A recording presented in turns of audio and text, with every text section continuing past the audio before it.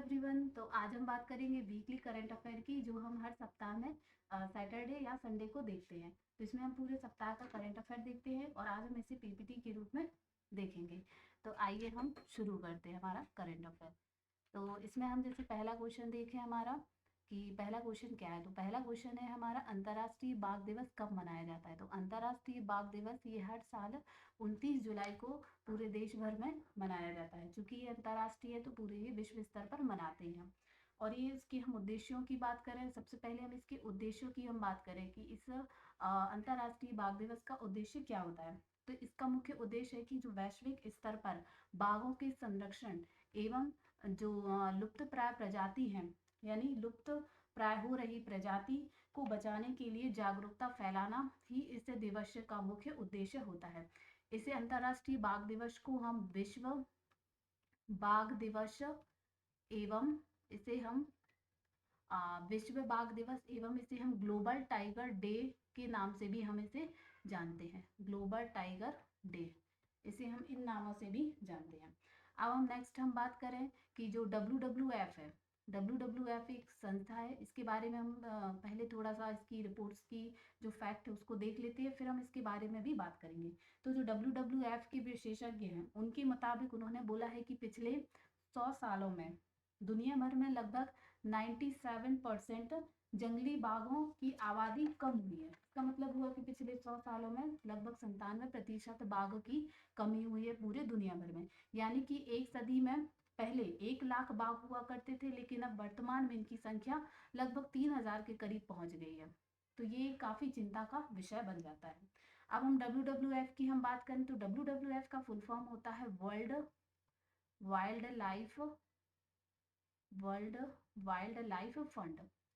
ये इसका full form होता है। इसकी स्थापना की हम बात करें तो इसकी स्थापना हुई थी 29 अप्रैल सन 1961 में। और इसका जो हेडक्वार्टर है वो है ग्लैंड में। ग्लैंड कहाँ है? ये स्विट्जरलैंड में। ठीक है। अब हम नेक्स्ट हम बात करें कि इसकी इतिहास के बारे में हम बात करें कि जो विश्व ये टाइगर दिवस है इसकी शुरुआत कब से हुई थी और इसे कब से मनाना प्रारंभ किया गया था। तो इसे जो सबसे पहले इसकी शुरुआत होती है साल 2010 से। साल 2010 से इसे पहली बार शुरुआत हुई थी, लेकिन इसे मनाया गया था 29 जुलाई 2011 से। शुरुआत 2010 से हुई थी, लेकिन इसे 2011 से प्रतिवर्ष मनाया जा रहा है।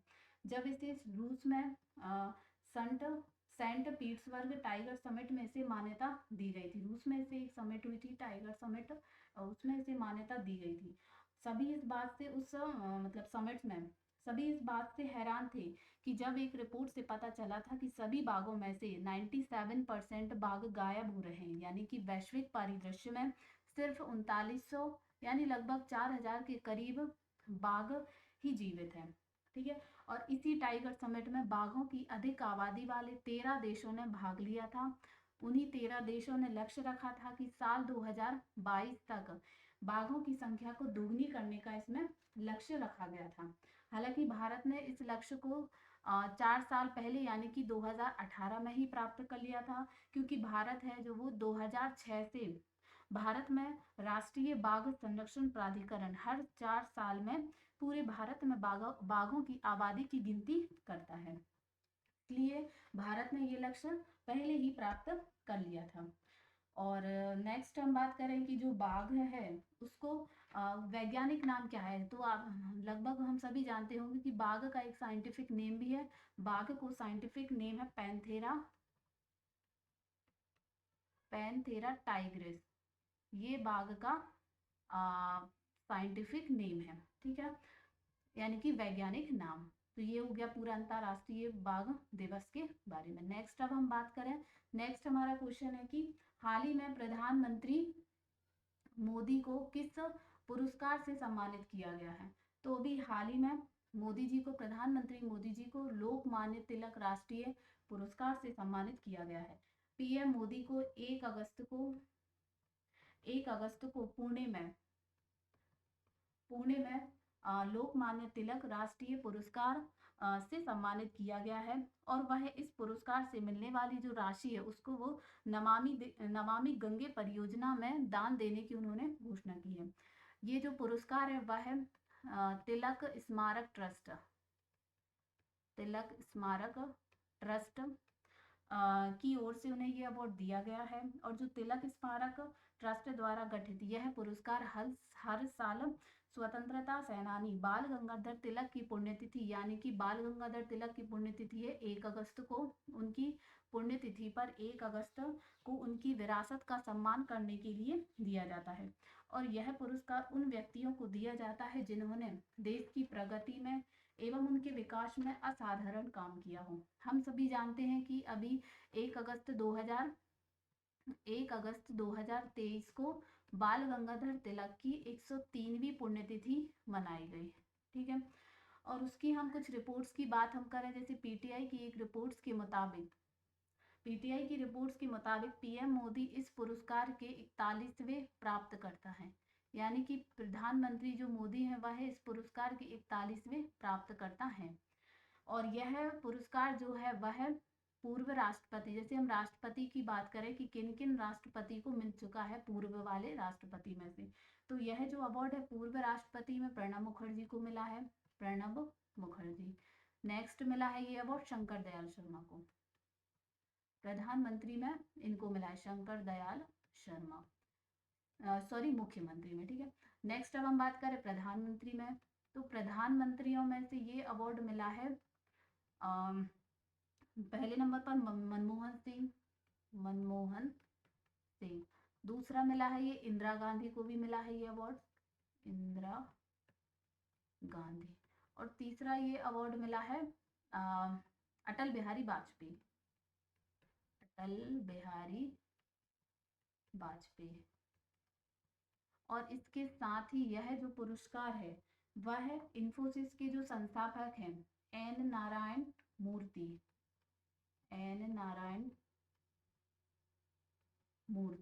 उन्हें भी यह अवार्ड दिया गया है। और इसके साथ ही मेट्रोमैन किन्हें कहा जाता है, मेट्रोमैन कहा जाता है ई श्रीधरन को, इन्हें भी इस पुरस्कार से सम्मानित किया जा चुका है। अब हम सभी जानते हैं कि इस पुरस्कार की शुरुआत जो हुई थी वह 1983 से हुई थी। तिलक स्मारक जो ट्रस्ट है उसके द्वारा इस पुरस्कार की शुरुआत की गई थी।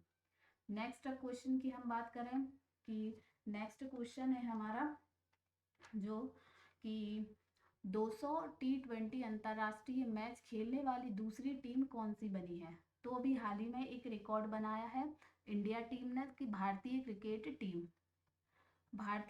टीम जो है वह टेस्ट और वनडे में कई रिकॉर्ड इसने अपने नाम किए हैं। और उसके बाद एक और रिकॉर्ड भारतीय टीम ने हासिल किया है कि टी20 अंतर्राष्ट्रीय जो मैच इसने 200 खेले हैं। अभी हाल ही में वेस्ट इंडीज के खिलाफ ये मैच खेला गया है, वेस्ट इंडीज के खिलाफ, और यह जो मैच हुआ है वह ब्रायन लारा स्टेडियम में खेला गया है। वेस्ट इंडीज के खिलाफ 5 मैचों की T20 सीरीज का ये पहला मैच था, 3 अगस्त को ये खेला गया था। इसमें भारत का यह 200वां T20 मैच था, इंटरनेशनल मैच था, और भारत 200 T20 मुकाबले खेलने वाला दूसरा देश बन गया है।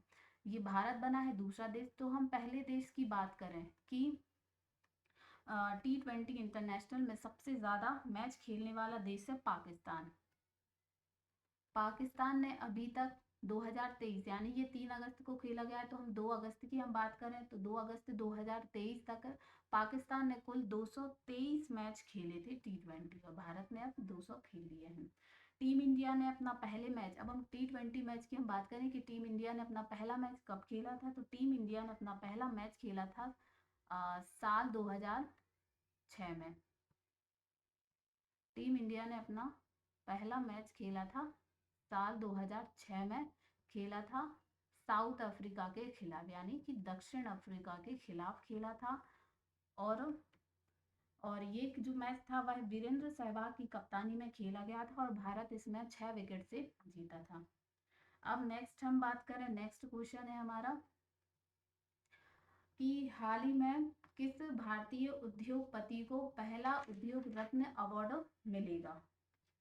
तो अभी ये काफी चर्चा में है यह अवार्ड कि किस भारतीय उद्योगपति को पहला उद्योग रत्न अवार्ड मिलेगा। तो मिलेगा रतन टाटा को।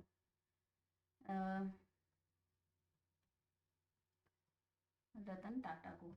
देश के मशहूर बिजनेस टाइकून रतन टाटा को महाराष्ट्र सरकार ने दिया है। ये भी एक इम्पोर्टेंट चीज है, महाराष्ट्र सरकार ने, ठीक है। महाराष्ट्र सरकार ने पहला उद्योग रत्न पुरस्कार देने का फैसला किया है।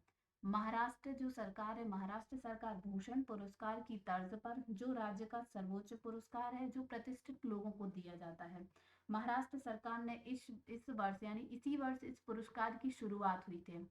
महाराष्ट्र सरकार ने इस वर्ष से प्रतिष्ठित उद्योग रत्न पुरस्कार शुरू करने का निर्णय लिया है और इनमें से पहला पुरस्कार उद्योगपति रत्न टाटा को दिया जाएगा। यानी कि ये पहला पुरस्कार है महाराष्ट्र सरकार की ओर से उद्योग रत्न, जिसे रतन टाटा को दिया जाएगा।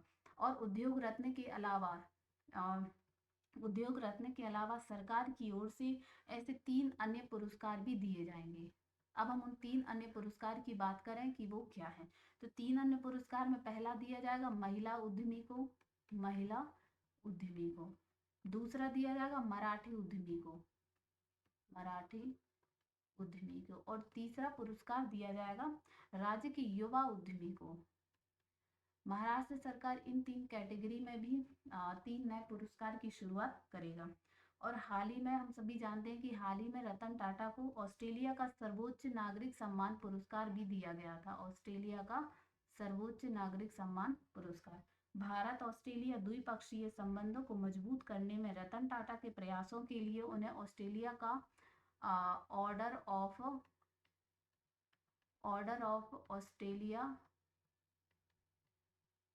ऑफ ऑस्ट्रेलिया से भी सम्मानित किया गया था।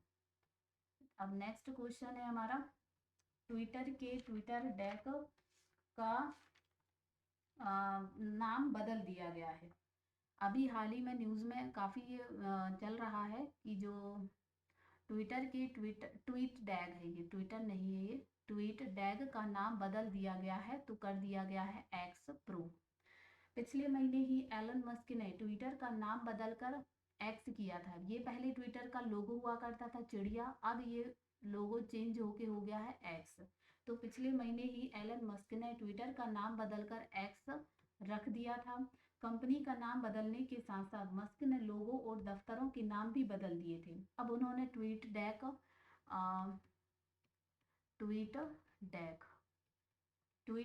का नाम भी बदलकर एक्स प्रो कर दिया है। अब पहले हम ये जान लेते हैं कि ट्वीट डेक क्या कहलाता है। तो जो ट्वीट डेक होता है वह ट्विटर अकाउंट के, यानी कि अब एक्स अकाउंट के प्रबंधन के लिए एक ये सोशल मीडिया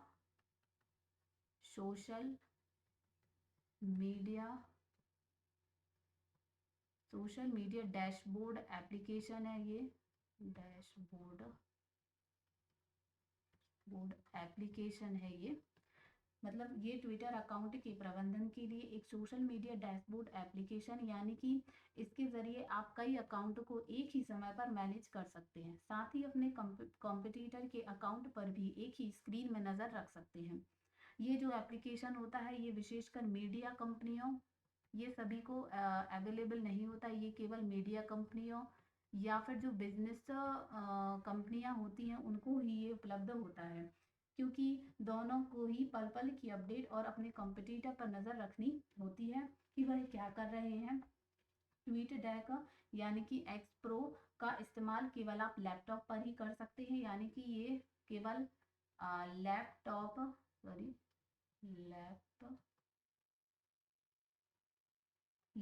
पर ही इसका इस्तेमाल किया जाता है। इसका इस्तेमाल हम मोबाइल पर नहीं कर सकते, ठीक है। ये मोबाइल पर ये सुविधा उपलब्ध नहीं होती है।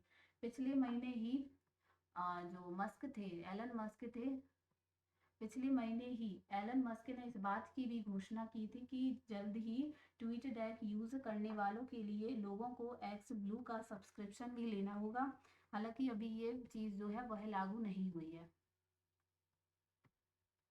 अब ये हो गया ट्वीट डेक के बारे में। तो नेक्स्ट क्वेश्चन है हमारा कि किन दो कंपनियों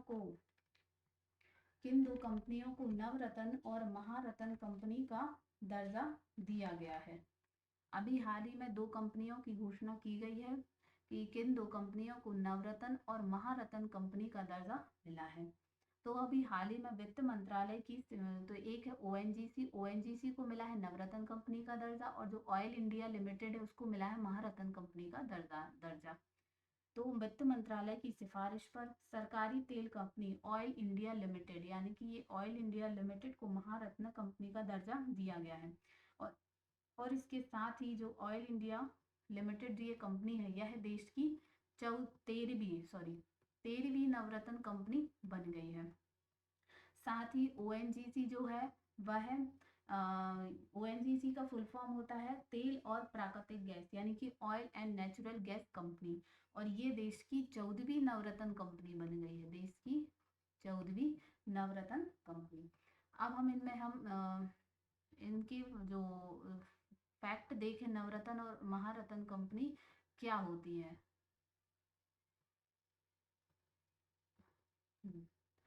अब हम ये देखें कि जो महारत्न कंपनी होती है, इनको हम सेपरेटली देखेंगे कि ये कंपनियां क्या होती हैं, क्या इनके लिए पात्रता होती है।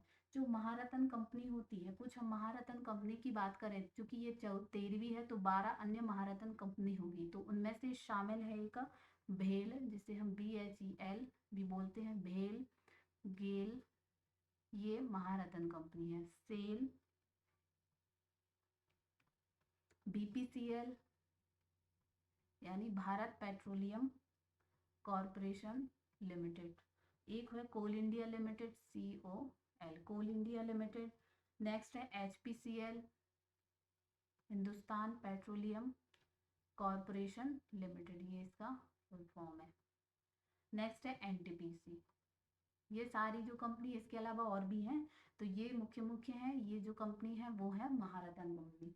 और जो महारत्न कंपनी होती है, महारत्न कंपनी का दर्जा पाने के लिए, पात्र होने के लिए, अब हम इनकी पात्रता देखें कि महारत्न कंपनी की पात्रता क्या होती है।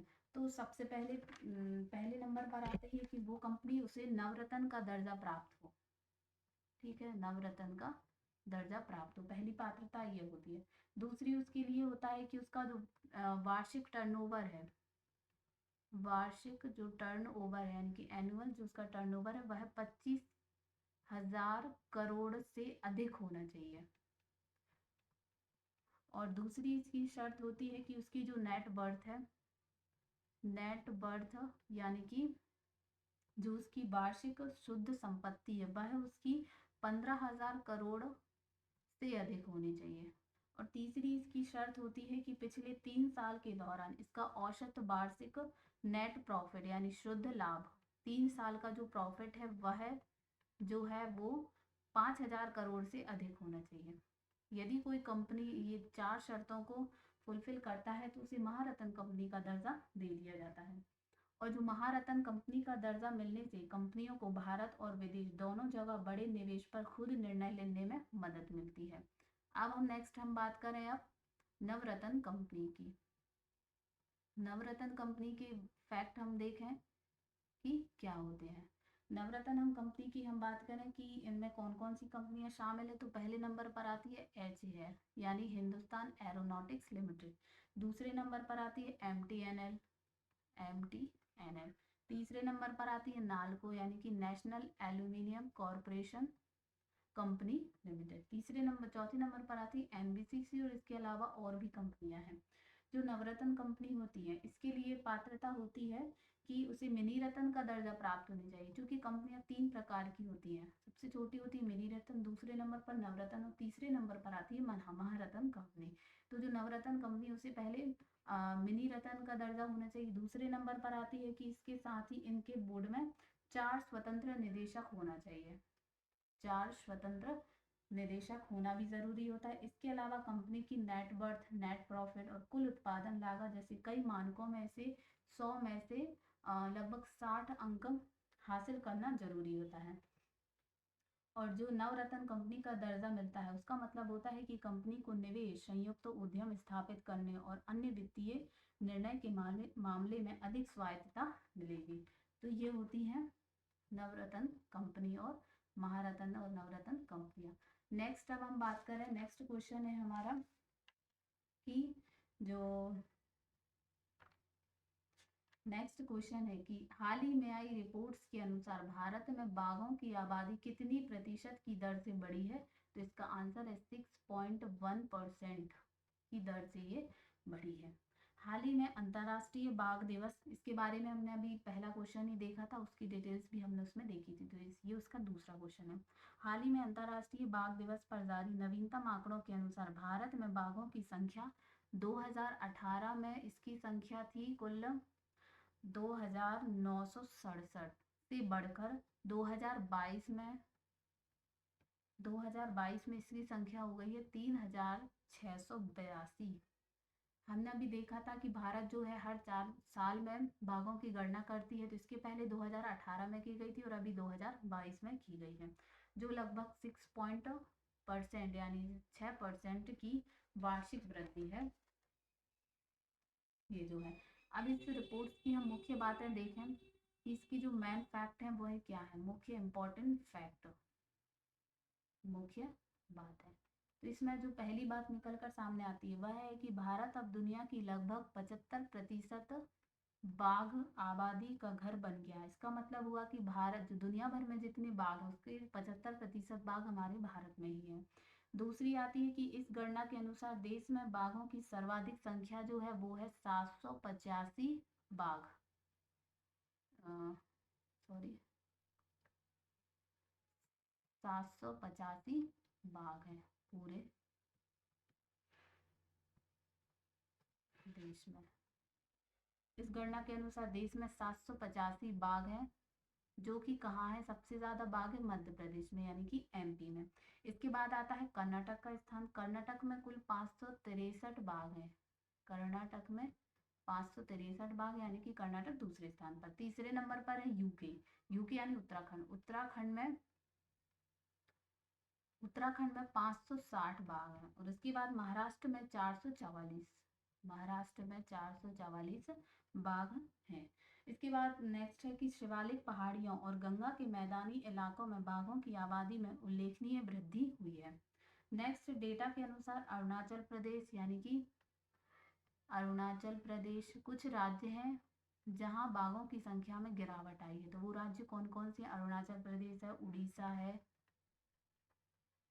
है। तीसरे नंबर पर है जो है वो है छत्तीसगढ़, तेलंगाना और झारखंड। ये जो राज्य हैं यहाँ बाघों की आबादी में उल्लेखनीय गिरावट आई है। टाइगर रिजर्व के मामले में हम देखें कि जो टाइगर रिजर्व है उनमें बाघों की संख्या सबसे ज्यादा Jim Corbett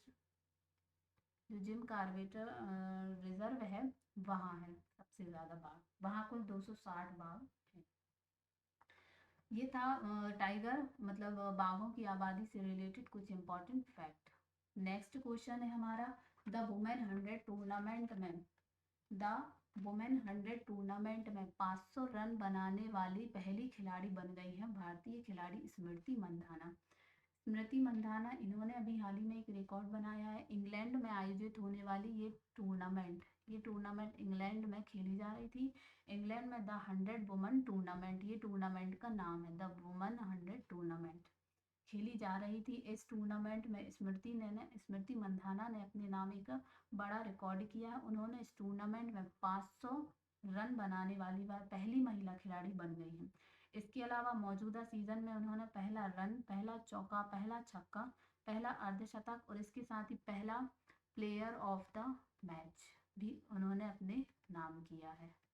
player of the match भी स्मृति मंधाना ने अपने नाम किया। स्मृति मंधाना की हम बात करें तो ये भारतीय महिला क्रिकेट टीम की खिलाड़ी हैं और ये मुंबई से संबंधित है, यानी इनका जन्म जो है वो मुंबई में। नेक्स्ट क्वेश्चन हम देखें तो नेक्स्ट क्वेश्चन है हमारा कि टेस्ट करियर की आखिरी गेंद पर छक्का मारने और आखिरी बॉल पर विकेट लेने वाले दुनिया के पहले खिलाड़ी बन गए हैं इंग्लैंड के तेज गेंदबाज स्टुअर्ट ब्रॉड। इंग्लैंड के एक खिलाड़ी हैं स्टुअर्ट ब्रॉड, इन्होंने एक अनोखा रिकॉर्ड अपने नाम किया है। उन्होंने बैटिंग करते हुए अपने करियर की आखिरी गेंद पर छक्का लगाया, यानी कि उनका ये जो मैच था वह आखिरी इंटरनेशनल मैच था। उन्होंने उसी मैच की आखिरी गेंद पर छक्का लगाया और बॉलिंग में आखिरी ही गेंद पर उन्होंने विकेट भी लिया। वह ऐसा करने वाले दुनिया के पहले खिलाड़ी बन गए हैं, इंग्लैंड के ये स्टुअर्ट ब्रॉड। ऑस्ट्रेलिया के खिलाफ ये सीरीज खेली जा रही थी जिसका नाम है एशेज सीरीज। एशेज सीरीज जो है वह हर 2 साल में यह ऑस्ट्रेलिया और इंग्लैंड के बीच खेली जाती है। तो इसी सीरीज में ब्रॉड के इस विकेट के साथ ही इंग्लैंड ने एशेज सीरीज के 5वें टेस्ट में जीत हासिल की, मतलब उन्होंने ये मैच भी जीत लिया। ब्रॉड ने कुल 604 विकेट ब्रॉड ने कुल 604 टेस्ट विकेट के साथ अपना करियर खत्म किया। इन्होंने कुल टेस्ट मैच में इन्होंने कुल 604 विकेट लिए और उन्हीं के टीममेट जेम्स एंडरसन के अलावा दुनिया के किसी अन्य तेज गेंदबाज ने टेस्ट में इतने विकेट नहीं लिए। यानी कि इनके अलावा जो उनके जेम्स एंडरसन है, जेम्स एंडरसन, उन्हीं के नाम ये रिकॉर्ड है और दूसरे हो गए हैं अब स्टुअर्ट ब्रॉड और उन्हीं के नाम पर ये रिकॉर्ड है। तो ये था आज का हमारा करंट अफेयर जिसे हमने देखा। तो आपको ये पसंद आया हो तो प्लीज़ वीडियो को लाइक करें एवं चैनल को सब्सक्राइब करें और हमें सपोर्ट करें।